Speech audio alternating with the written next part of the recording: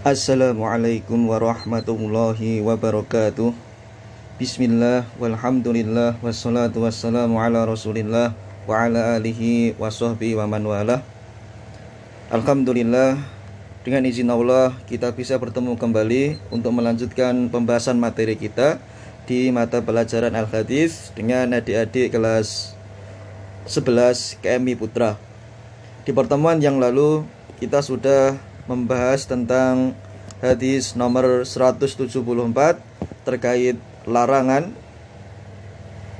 menjadikan kuburan orang-orang soleh sebagai tempat peribadatan, dan Allah Subhanahu wa Ta'ala atau melalui lisan Rasulullah melaknat perbuatan orang-orang Yahudi dan Nasrani yang ketika ada orang soleh di antara mereka meninggal dunia, mereka jadikan makam atau kuburan orang yang soleh tersebut sebagai masjid-masjid, dan itu termasuk dari perbuatan syirik.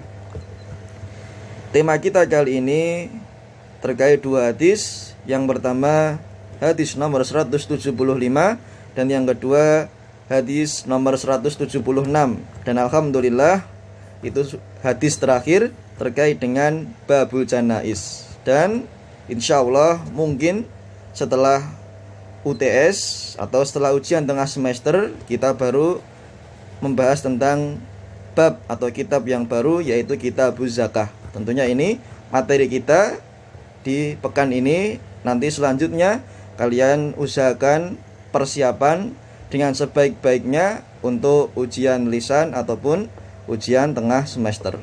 Baik, kita masuk ke materi kita. Di kitab PDF saya halaman 70. Nabda. An Abdillah ibn Mas'ud radhiyallahu anhu 'anin Nabiy sallallahu alaihi wasallam annahu qala laisa minna man darabal khududa wa syaqqal juyuba wa da'a bid'awal jahiliyah. Kita langsung artikan.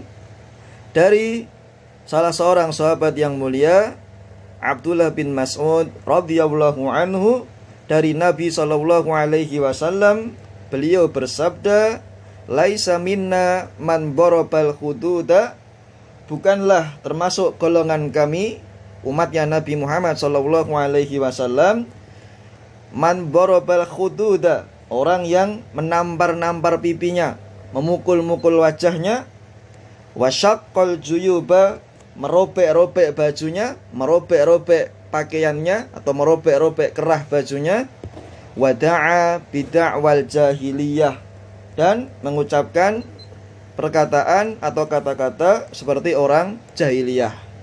Ini tentunya terkait dengan larangan niyahah. Larangan apa? Berkeluh kesah, sifat tidak menerima akan takdir ketentuan Allah terhadap orang yang sudah meninggal, ya. Atau perbuatan kita murka, tidak rela dengan keputusan Allah Subhanahu wa Ta'ala atas hilangnya seseorang yang kita sayangi. Kita ulang. An Abdillah ibn Mas'ud radhiyallahu anhu 'anin Nabiy sallallahu alaihi wasallam annahu qala laisa minna man darabal khudud wa syaqqal juyub wa da'a bid'awal jahiliyah. Dari Abdullah bin Mas'ud radhiyallahu anhu, dari Nabi sallallahu alaihi wasallam, beliau bersabda, bukan termasuk golongan kami orang-orang yang menampar atau memukul pipi-pipinya, merobek-robek kerah bajunya atau merobek-robek pakaiannya, dan mengucapkan perkataan seperti perkataan orang jahiliyah, terkena musibah apa? Kematian seseorang. Baik, kita ke mufradat atau ke fawaid al-hadis. Di sini ada sekitar 4 faidah. Yang pertama, tahrimu darbil khaddi wa syaqqil jaybi inda khululil masaib. Larangan untuk memukul-mukul pipi atau wajah secara umum dan merobek-robek baju atau kerah baju ketika terjadi apa? Ketika ditimpa suatu musibah. Berarti ini termasuk hukumnya haram. Karena apa? Tahrim, menunjukkan apa? Pengharaman. Kita tidak boleh melakukannya. Kalau kita melakukan berarti dosanya besar. Apa itu? Memukul-mukul pipi atau wajah, merobek-robek, mengoyak-oyak pakaian atau baju ketika ditimpa suatu musibah, yaitu kematian seseorang. Faedah yang kedua, tahrimut tajazzu' wa tasakhut min qada'illahi wa qadarihi.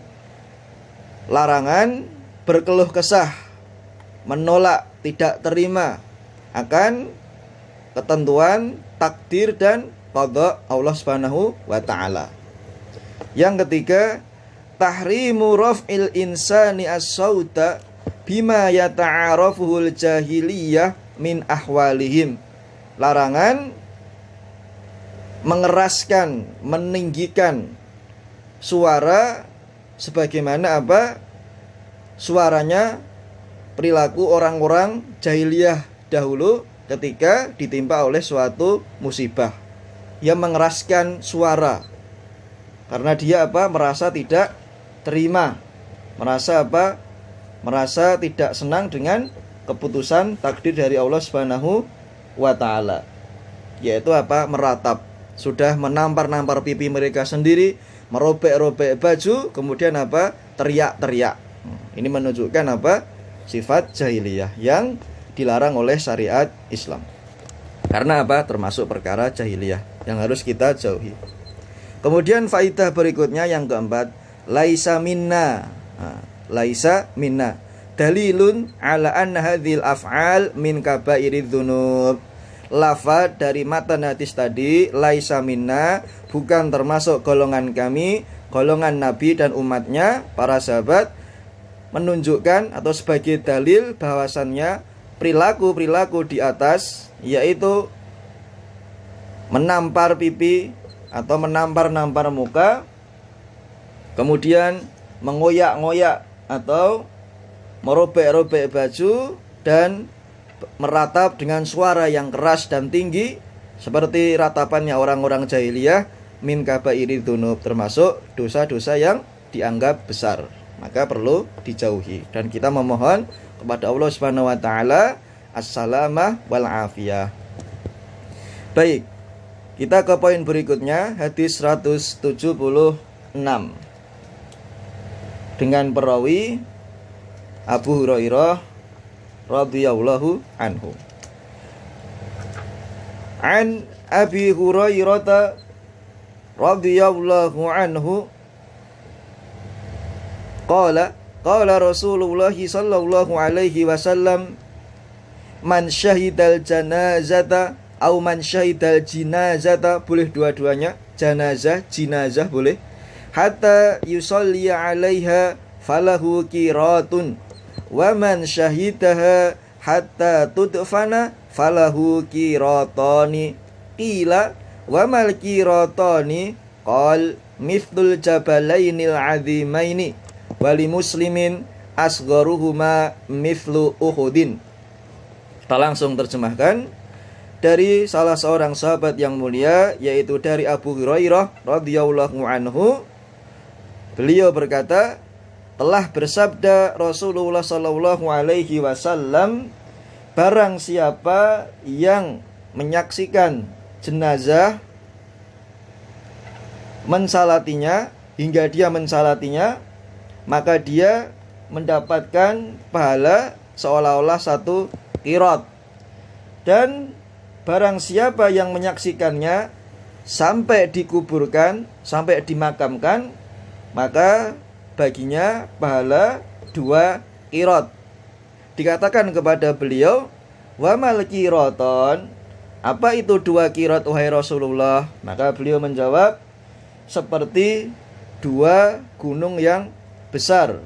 Dan di riwayat yang lain, riwayatnya Imam Muslim, asgharuhuma mithlu uhudin, yang terkecil dari 2 qirat itu ukurannya seperti gunung Uhud. Berarti dengan apa? Analogi pahala yang sangat besar. Seolah-olah Rasulullah gambarkan kepada kita semacam gambaran agar kita paham masuk ke benak kita, pikiran kita, orang yang menyaksikan jenazah, mengikuti prosesi kewajiban saudara muslim dengan muslim yang lainnya yang telah meninggal, dari memandikan, kemudian mengkafani, mensolatkan, sampai mengkuburkan, itu pahalanya sangat besar. Di sini dijelaskan dua gunung yang sangat besar. Ukuran yang paling kecil seolah-olah seperti ukuran gunung Uhud. Bayangkan, padahal ukuran gunung Uhud itu sudah termasuk gunung yang lumayan besar. Bagaimana kalau menjadi sebuah pahala kebaikan? Maknanya kurang lebih seperti itu. Kemudian kita ke faidah-faidahnya. Di sini ada 6 faidah penting. Nah, kalau 6 berarti antum minimal paham 3 atau harus paham 3. Tapi karena ini hadisnya tengahan, tidak terlalu pendek dan tidak terlalu panjang, nanti kita fokus ke al-khifat atau tasmi'. Insya Allah nanti akan Ustadz berikan hadis-hadis yang wajib dihafalkan, nanti insya Allah keluar ketika ujian lisan. Maka tolong disimak dengan baik, usahakan sampai selesai. Faidah yang pertama, masru'iyatus sholati 'alal janazah wa masru'iyatu suhudil janazah wa masru'iyatu ittiba'il janazati lirrijal. Disyariatkannya bagi seorang laki-laki yang pertama untuk sholat jenazah, yang kedua menyaksikan jenazah, mengikuti prosesi, ya, baik dari memandikan, kemudian mengkafani, kemudian mensolatkan, tapi tidak semua, ya, karena hukumnya apa? Hukumnya adalah fardu kifayah. Kemudian yang ketiga, kewajiban seorang laki-laki muslim terhadap saudaranya yang telah meninggal, masnu'iyatu ittiba'il jenazah, menyaksikan jenazah sampai prosesi pemakaman. 3 ini kewajiban seorang muslim terhadap saudaranya muslim lainnya yang telah meninggal. Faidah yang kedua, hatta yusalliya 'alaiha, yakni al-muradu an yakuna qad syarakahum fi shalah. Maksudnya adalah ikut mensolatkan. Hatta yusalliya 'alaiha, ikut mensolatkan. Sebagai minimal, ya, apabila kita tidak bisa mengikuti karena ada keperluan, karena ada uzur sampai proses pemakaman, minimal kita mensolati saudara kita yang telah meninggal. Faidah yang ketiga, hatta tudfan yadullu ala anna ittiba'il jinazah yantahi bidafniha fa idza dufinat intaha hukmu ittiba'il janazah.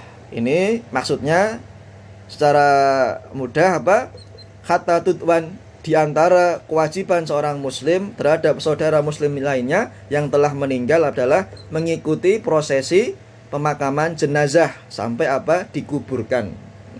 Dan selesainya prosesi tersebut adalah ketika seorang mayit atau orang yang meninggal tersebut, jenazahnya dikuburkan di liang lahat. Faidah yang keempat, falahu qiraton annahuma mithlul jabalainil azimaini wa anna asgharuhuma mithlu jabali Uhud. Tadi sudah kita baca pahala 2 qirat, yaitu para sahabat bertanya, itu seperti apa wahai Rasulullah? Seperti 2 buah gunung yang besar. Ukuran yang paling kecil seperti gunung Uhud. Itu beliau memberikan gambaran pahala bagi orang yang menyaksikan jenazah sampai prosesi penguburan di liang lahat sampai selesai. Pahalanya sangat besar. Ini menunjukkan motivasi beliau bagi semua kaum muslimin untuk melakukan membantu, memberikan hak kepada saudaranya yang telah meninggal, dari mulai memandikan, mengkafani, mensolatkan, sampai pengiringan, penyaksian jenazah sampai di tempat pemakaman yang terakhir. Pahalanya seperti itu. 2 gunung yang besar, ukuran yang paling kecil seperti gunung Uhud. Wa qala ta'ifatun bi annal qira juz'un min 24 juz'an faqalat la'alal muradu bidzalik annal musalliya 'alal janazah yahsulu lahu juz'un min arba'in wa isrina juz'an min a'malil musalla alaih. Ini maksudnya ada sebagian ulama yang berpendapat bahwa qiraat itu seolah-olah salah satu derajatnya seperti apa? 24 derajat pahala kebaikan. Tapi bagi orang yang minimal melakukan sholat jenazah walaupun tidak sampai ke prosesi pemakaman, dia tetap mendapatkan apa? Pahala dari qiraat tersebut, walaupun qiraatnya apa? Terbagi-bagi. Wallahu a'lamu bihi, lakin najzim bi annahu thawabun 'azimun wa ajrun kabirun wa yanbaghi bi ahlil iman an la yafutuhu. Tapi hanyalah Allah yang maha mengetahui tentang apa? Batas atau ukuran pahala tersebut yang sebenarnya. Tetapi para ulama tersebut apa? Memastikan bahwa orang yang menyaksikan jenazah akan mendapatkan pahala yang agung dan ganjaran kebaikan yang sangat besar, maka seyukianya bagi orang yang beriman untuk tidak apa? Terlewatkan. Faidah yang ke-5, wa dhahirul hadits fi anna hadzal thawab la yahsulu illa liman ihtasaba fi niyatihi. Zahir hadis tersebut memberikan faedah kepada kita bahwasannya pahala-pahala yang agung tersebut tidak mungkin akan kita dapatkan kecuali kita memiliki niat yang bagus, niat yang ikhlas, bukan ikut-ikutan. Berarti pahala tersebut tergantung niat kita. Kalau niat kita baik, ikhlas, kemudian sesuai dengan tuntutan syar'i, maka insya Allah Allah akan memberikan balasan pahala seperti yang kita niatkan. Yang keenam, man jahila syai'an sa'ala anhu kama sa'ala sahabatu anil qiraat. Barang siapa yang tidak mengerti tentang suatu perkara, maka wajib baginya untuk bertanya sebagaimana pertanyaan para sahabat kepada Rasulullah Shallallahu alaihi wasallam tentang makna apa itu al-qiraat. Oleh karena itu, bagi kalian thalibul ilmi, apabila tidak paham tentang suatu materi, tentang suatu lafadz atau tentang suatu masalah, nanti silahkan ditanyakan kepada orang yang menurut kalian paham, ke ustadz atau ke orang tua dan yang lainnya. Dan jangan malu untuk bertanya, terutama dalam menuntut ilmu. Sebagaimana apa? Para sahabat yang senantiasa bertanya kepada Nabi tentang ilmu atau amal kebaikan. Faedah yang terakhir, wa dhahirul haditsi ta'addudus sawabi bi ta'addudil janaizi walau kanati sholatu wahidatan. Zahir hadis tersebut secara eksplisit menunjukkan kepada kita bahwasannya pahala menyaksikan jenazah tersebut apa? Bisa bertambah banyak dengan bertambah banyaknya jenazah yang kita apa? Iringi, atau jenazah yang kita sholati, atau jenazah yang kita apa? Saksikan sampai di pemakaman. Walaupun hanya dengan satu kali sholat jenazah, tapi jenazahnya banyak, ya. Seperti apa? Saudara-saudara kita yang syahid di tempat lain, seperti di Palestina atau di Myanmar atau di Suriah dan yang lainnya. Satu kali sholat tapi pengiringan jenazahnya secara bergantian, karena saking banyaknya saudara-saudara kita yang gugur atau syahid di tempat tersebut. Sholatnya cuma satu kali sholat, tapi apa? Pahalanya apa? Semakin bertambah dengan apa? Bertambahnya proses pengiringan jenazah sampai ke tempat pemakaman. Khalas, alhamdulillah, sampai di akhir materi. Insyaallah pertemuan berikutnya mungkin setelah UTS atau setelah ujian lisan terkait dengan bab baru, yaitu kitab Az-Zakah. Oleh karena itu, ini pertemuan kita kali ini silakan nanti disimak dengan baik dan dengan benar sampai selesai, ya. Nanti insya Allah akan Ustadz berikan mana saja hadis-hadis yang wajib kalian hafal yang mungkin keluar di ujian lisan. Naktafi bihadzal liqa, aqulu qouli hadza, barakallahu fikum, wassalamu alaikum warahmatullahi wabarakatuh.